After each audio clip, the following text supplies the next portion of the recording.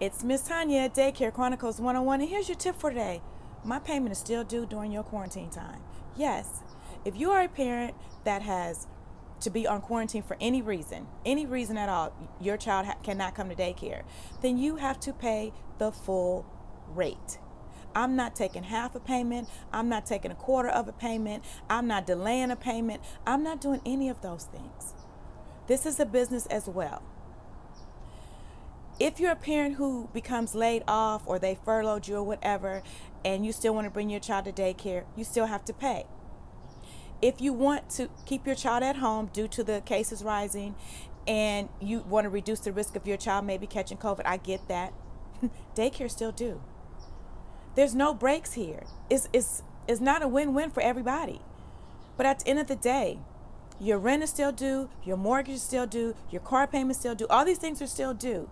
Daycare is essential. In order for you to be able to get back to work, go look for work, you need daycare. Daycare has to be paid.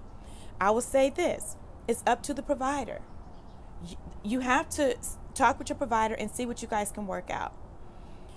If you are laid off, then maybe your child needs to stay home with you if you cannot afford to pay daycare. What I will probably do is, if I have a spot when you get back to work or whatnot, I probably won't charge you a registration fee. That's about as good as it's going to get over here. But this is a business too. I have bills, I have mortgage, I have things that I need to pay as well. So it's rough out here, but this is a question that's been coming up to me over and over and over again. And this is just what Miss Tanya would do. You do what you feel you need to do as a provider. I know some of us are afraid of losing children. Well, I don't want to lose children, and my capacity is going to be low.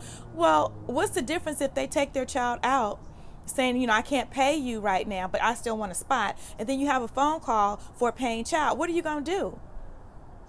Come on now, mathematics makes sense.